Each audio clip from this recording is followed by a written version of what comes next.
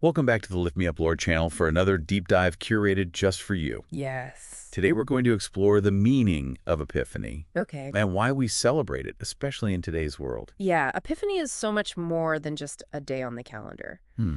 It's a concept that goes deep into the heart of how God reveals himself to us even today. Okay, so let's break this down. When I think of Epiphany, I think of a sudden realization, Mm-hmm. a light bulb moment. Is that what we're talking about here? That's a great place to start. Okay. The word epiphany comes from the Greek word meaning appearance or manifestation. Okay. Think of it as that aha moment when something becomes clear. Right. But in the Christian tradition, epiphany points to those times when God breaks through and reveals himself to us. So Epiphany is like a divine light bulb moment. I like that. I like that, but I know Epiphany is also a day on the church calendar. That's right. How does that connect to this idea of God revealing himself? Epiphany in the Christian calendar celebrates the many ways God reveals himself, particularly through Jesus. Okay. Interestingly, the specific focus of Epiphany varies between Western and Eastern Christian traditions. Different focuses. You've got my attention. Yeah. Tell me more. So in Western Christianity, Epiphany primarily celebrates the visit of the Magi to the baby Jesus. Okay. It emphasizes God's revelation to the Gentiles, to all the nations beyond Israel. Right. It's a powerful reminder that God's love and salvation extend to everyone, not just a select few. Makes sense. But what about the Eastern tradition? In the East, Epiphany centers on Jesus' baptism, Okay. highlighting the revelation of his divine identity as the Son of God. Both traditions are rooted in this idea of God making himself known, Okay. but they emphasize different aspects of that revelation. I never knew that. Yeah, It's amazing how something like Epiphany can have such a rich and diverse history within Christianity. it is. Speaking of history, Yeah, I find it fascinating that Epiphanies was celebrated before Christmas. Why is that?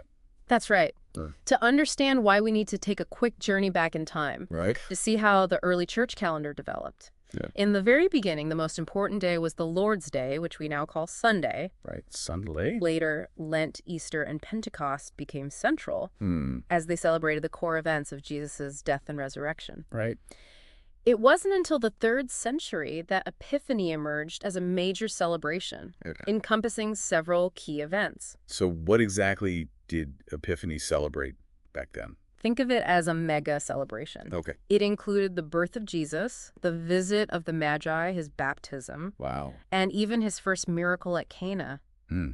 It wasn't until much later that Christmas became a separate celebration specifically for Jesus' birth. So Epiphany was really about celebrating the breadth of Jesus' life and ministry. Yes, and all these events were seen as manifestations of God's presence and power, revealing who Jesus truly is. Of all those events, Yeah. the one that's always intrigued me is the visit of the Magi. Who were these mysterious figures who traveled so far to see the baby Jesus?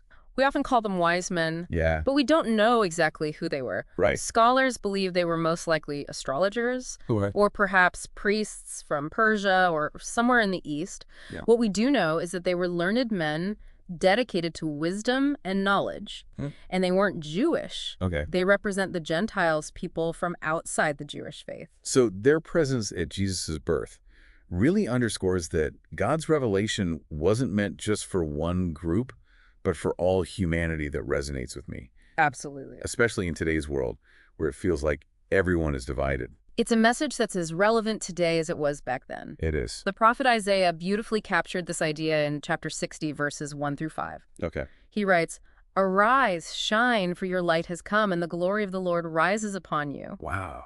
See, darkness covers the earth, and thick darkness is over the peoples, but the Lord rises upon you, and his glory appears over you. Nations will come to your light, and kings to the brightness of your dawn. Yeah. Lift up your eyes and look about you.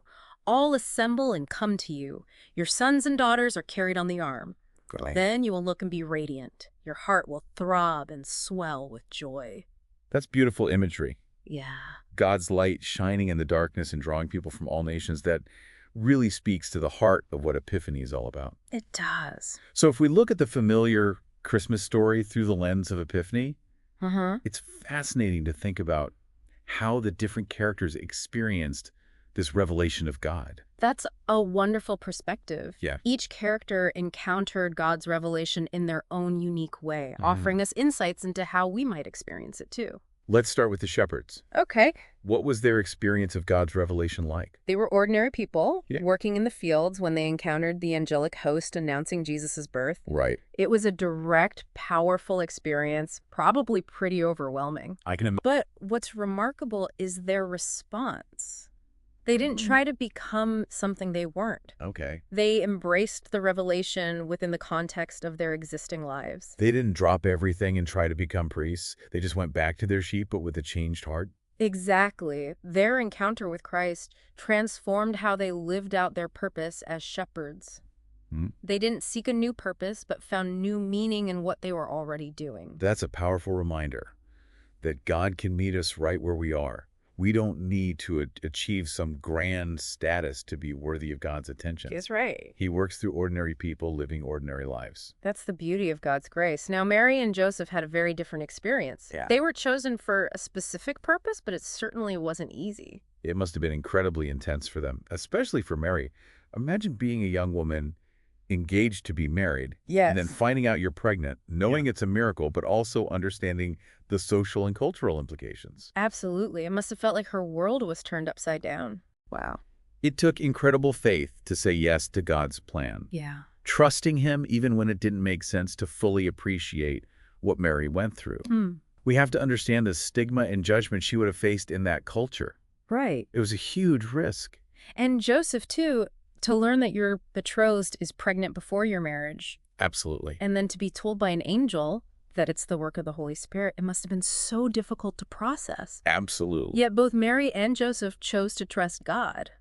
Their story really exemplifies surrender to God's will, even when it challenges everything we think we know. That's right. It makes you think, are we willing to say yes to God even when it's risky or even seems impossible? That's the question we all have to grapple with at some point in our faith journey. Now, let's consider the Magi. Yes, they were seeking something, searching for truth and meaning, following a star for years. Exactly. And unlike everyone else in the story, they were expecting Jesus. They weren't surprised by his birth. It was like they knew he was coming. Their persistence and openness are inspiring. It really makes me consider what my heart is truly seeking. It's a great question to ask ourselves. Yeah. Are we open to God's guidance? Do we recognize the signs he's giving us? Right. Even if they lead us down unfamiliar paths? Which brings us to Herod. His reaction to Jesus' birth was, well, let's just say it wasn't very joyful. That's one way to put it. I've always found him to be a fascinating character. He is a fascinating character. Yeah. Herod represents the fear that often keeps us from surrendering to God. Okay. He was clinging to power, terrified of anything that might threaten his control. Right. And yet, even in his fear, he recognizes the significance of Jesus' arrival as the Messiah. That's what I find so intriguing. He sees the truth, but chooses to cling to his fear anyway. Yeah, he embodies the parts of ourselves that resist change and hold on to control, Yeah. even when it's destructive. His story is a reminder that we all have that Herod within us. What fears are preventing us from fully surrendering to God's will? What are we afraid to let go of? Those are powerful questions for all of us to ponder. But the good news is that even when we struggle with fear and control, Yeah. God's light is still there waiting to break through. It's like Epiphany is inviting us on this personal journey of discovery. And that journey doesn't end when the Christmas decorations come down. It's an ongoing process of seeking, recognizing, and responding to God's revelation in our lives. You're absolutely right. Epiphany isn't just a day, it's a way of life. It's about paying attention to the signs, being open to new experiences, and trusting that God is always working to reveal himself to us. And as we do that, we start to see God's light shining everywhere in ourselves and others and in the world around us. It's truly amazing. It is, and that's the beauty of Epiphany. It's a celebration of God's constant presence in our lives, guiding us, transforming us, and leading us toward his ultimate purpose. Yeah. You know, as we've been talking about these different characters and their experiences of Epiphany, it strikes me that they each represent different parts of our own spiritual journeys. I love that idea. So are you saying we all have a little bit of shepherd, Mary, Joseph, Magi, Andy, Herod inside us? Yes, in a way, we each have that capacity for simple faith, like the shepherds, Okay. for deep trust and surrender, like Mary and Joseph, for persistent seeking, like the Magi, and even for clinging to control, like Herod. That's a profound thought. It's like we're all navigating these different parts of ourselves as we try to connect with God. Precisely. And the beauty of Epiphany is that it offers us guidance and encouragement for each stage of that journey. Okay. It shows us that no matter where we are on our path, God can meet us there. So let's say I'm feeling lost and unsure of my purpose, kind of like those shepherds wandering in the fields. Yeah. What encouragement can I find in Epiphany? Epiphany reminds us that God is present in the everyday. Okay. We don't need to have it all figured out or be on some grand mission to experience his presence. Right. Like those shepherds, we can embrace the present moment. Be faithful in the small things and trust that God will reveal his plan for us in his time. That's a relief sometimes. Yeah. I feel like I need to have this big, impressive life plan to be worthy of God's attention. But that's not what God is looking for. He delights in our simple acts of faithfulness and our willingness to show up and do what's in front of us, even if it seems small or insignificant. That's a good reminder. Now, what about those times when I'm facing a challenge that really shakes my faith? When I'm questioning everything I thought I knew about God? What can I learn from Mary and Joseph in those moments? Mary and Joseph's story is all about radical trust and surrender. They faced immense uncertainty and even danger, yet they chose to believe God's promise even when it didn't make sense. Their example teaches us that faith isn't about having all the answers or never having doubts. It's about clinging to God even when we're afraid, even when we don't understand, even when the path ahead seems impossible. They really put their lives on the line to follow God's leading. They did, and it wasn't always easy. Their journey to Egypt to escape Herod's wrath must have been terrifying. Right. But even in that dark time, God was with them, guiding them, protecting them, and ultimately using their experience for his purposes. It reminds us that even when we're going through dark times, when our faith feels weak, God is still at work weaving together a story that's bigger than we can comprehend. Sometimes it's hard to see that bigger picture when you're in the middle of a struggle. It's encouraging to remember that God doesn't abandon us in those difficult seasons. No. Now, shifting gears a bit, what about those times when I'm feeling spiritually restless, like my heart is searching for something more? How does the story of the Magi speak into that longing? The Magi were seekers driven by a deep desire for truth, and meaning they weren't content to just sit back and wait for God to come to them. They actively pursued him, following that star for years until it led them to Jesus. Their journey is a testament to the power of spiritual longing, that deep yearning within us that can't be satisfied by anything the world has to offer. It's like that sense that there's something more to life, something bigger than ourselves that we're meant to be connected to. Exactly. And the Magi's story reminds us that God honors that longing. He doesn't condemn us for our curiosity or our doubts. He welcomes our searching and invites us to draw closer to him. So it's not wrong to question or to search for deeper meaning. Absolutely not. Faith is a journey, not a destination. It's about asking questions, wrestling with doubts, and seeking understanding. Okay. Magi's persistence and openness are qualities we can all learn from. Right. Their story encourages us to be attentive to the signs God places in our lives. Okay. Those synchronicities, moments of intuition, or unexpected opportunities that might be pointing us in a new direction. Like God's leaving little breadcrumbs to guide us along the way. Yes, and sometimes those breadcrumbs lead us outside our comfort zones, challenging our preconceived notions and pushing us to grow. Now, let's not forget about that Herod part within us all. Right. That tendency to cling to control, resist change, and fear surrendering to God. How do we deal with that? That's the part I'd rather not think about. But you're right, we all struggle with that to some extent. Herod's story is a cautionary tale, showing us the destructive consequences of trying to control everything and resist God's will. It reminds us that we can't build our lives on fear manipulation or the need to be in charge. Because ultimately, trying to control everything just leads to more anxiety and stress. It does, and it prevents us from experiencing the freedom and peace that come from surrendering to God. The key is to identify those areas where we're holding on too tightly, Okay. where we're afraid to let go and trust God's plan. It's about asking ourselves, what am I so afraid of losing? Yes. What do I need to surrender in order to experience true freedom and peace? What if letting go actually leads to something better than I could have imagined? Those are powerful questions, and they're at the heart of what Epiphany invites us to consider. It's not about becoming perfect or having all the answers. It's about being willing to step out in faith, to embrace the unknown, and to trust that God is leading us towards something beautiful and good. This has been such a rich exploration of Epiphany. It's like we've peeled back layer after layer of meaning, discovering how this ancient concept can speak into our modern lives in such relevant and practical ways. I'm starting to see Epiphany less as a single event and more as an ongoing journey of encountering God. That's a wonderful insight. Epiphany isn't just about a day on the calendar, it's about a way of life. It's about recognizing God's revelation in our lives, allowing his light to shine through us, and sharing that light with the world. It's about those aha moments, big and small, that illuminate our paths and draw us closer to God. And it's about remembering that we're not alone on this journey. Yeah, We all have those moments of seeking, questioning, and discovering, and by sharing our experiences with one another, right. we can encourage and support each other along the way. It makes me think of that beautiful imagery from Isaiah. Arise, shine, for your light has come, and the glory of the Lord rises upon you. Yes, and that light isn't meant to be hidden away. Hmm. It's meant to be shared to illuminate the darkness and bring hope to the world. So as we continue on our Epiphany journeys, let's remember those lessons we've gleaned from the shepherds, Mary and Joseph the Magi, and even Herod.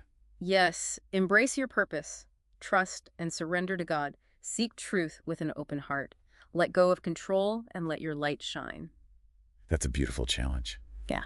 I think we have time for one more thought before we wrap up this part of our deep dive. Yeah. What about those aha moments we talked about earlier? Okay.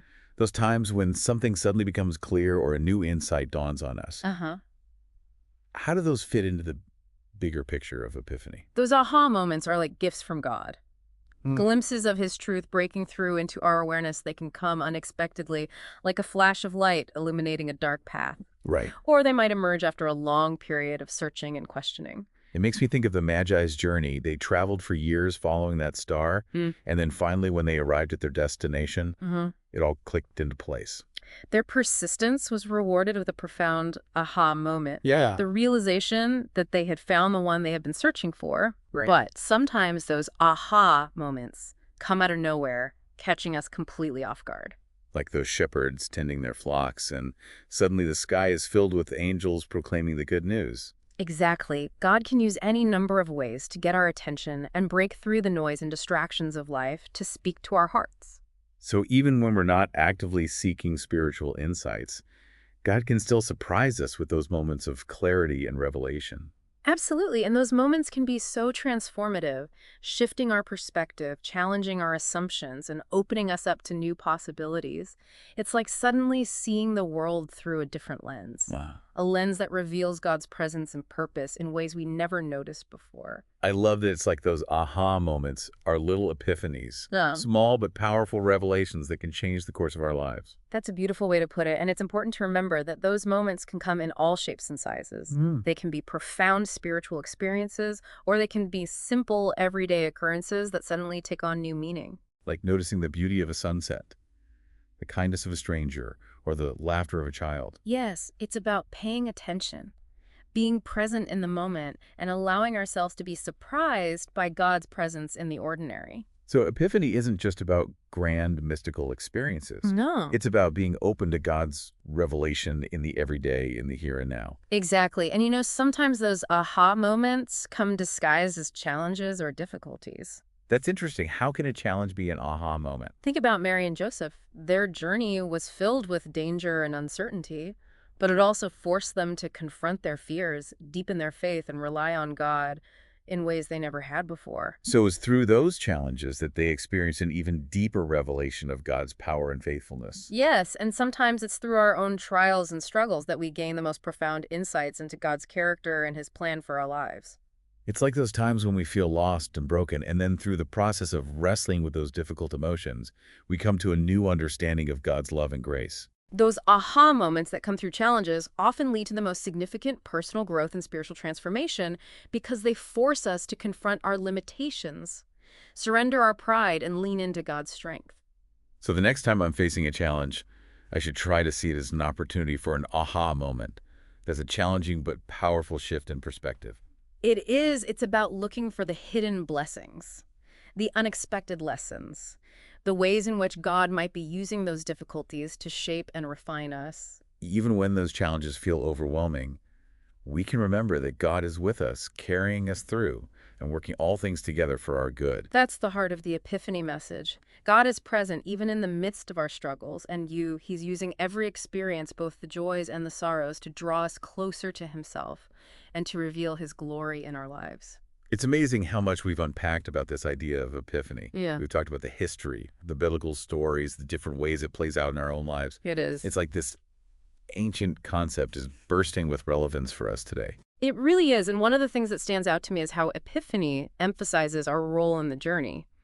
It's not about passively waiting for God to do something. It's about actively engaging with God, seeking, noticing, and responding to his revelation in our lives. So it's more like we're partners with God in this grand adventure of discovering who he is and what he's doing in the world. Yes, we bring our curiosity, our questions, our Yeah. willingness to learn and grow. Right? And God meets us there, revealing himself in ways that we could never have imagined on our own. That's what I love about those aha moments. It's like God breaks through with a flash of insight that changes everything. But what about those times when we're not feeling those sparks of revelation? What if we're feeling spiritually dry or disconnected? Those are common experiences in the life of faith. Just like in any relationship, there will be seasons of closeness and seasons of distance, seasons of clarity and seasons of confusion. So how do we navigate those dry seasons? Yeah. How do we cultivate a sense of connection with God when we're not feeling it naturally? Honesty is key. We can talk to God about how we're feeling. We don't need to pretend that everything is okay when it's not. He can handle our doubts, frustrations, even anger. It reminds me of those Psalms of lament, where the writers pour out their hearts to God, expressing their pain and confusion, their sense of abandonment. Exactly. Those Psalms teach us that it's okay to be real with God. Mm. He welcomes our honesty. Sometimes acknowledging how we're truly feeling is the first step towards healing and reconnection. It's like clearing the air in any relationship. Once we've acknowledged the distance, we can start to rebuild the bridge. That's a great analogy. And just like rebuilding a bridge takes effort, reconnecting with God often requires us to be intentional. We need to create space for him in our lives, to cultivate practices that help us to be present and open to his presence. What kind of practices are you talking about? Well, there are many paths. Yeah. But some of the most common include spending time in nature, listening to worship music, meditating on scripture, or practicing gratitude. It's really about finding what resonates with you, what helps you to quiet your mind and open your heart to God. And it's helpful to remember that we're not alone in those dry seasons. Countless others have walked this path before us. Right. And their experiences can offer comfort and guidance. That's right. The Bible is full of stories of people who wrestled with doubt, fear, and uncertainty. We can learn from their struggles and be encouraged by their faithfulness. And we can also turn to our communities, to trusted friends, mentors, or pastors for support and prayer. Community is so vital in our faith journey. We weren't meant to go it alone. We need each other's support, encouragement, and prayers. Absolutely. Sometimes just sharing our struggles with someone who understands can be incredibly healing and empowering. Yeah. It reminds us that we're not the only ones going through difficult times and that God's grace is sufficient for us all. This whole conversation has been so insightful. It's like we've taken this ancient idea of epiphany and dusted it off, revealing its timeless wisdom and relevance for our lives today. You know, it's not just a day on the calendar, it's a way of life. Right. It's about encountering God, recognizing his revelation, and allowing his light to shine through us. So as we go about our days, let's remember those lessons we've gleaned from the shepherds, Mary and Joseph the Magi, and even Herod. That's right. Let's embrace our purpose, trust, and surrender to God, seek truth with open hearts, let go of control, and most importantly, let our light shine. That's a beautiful way to sum it up.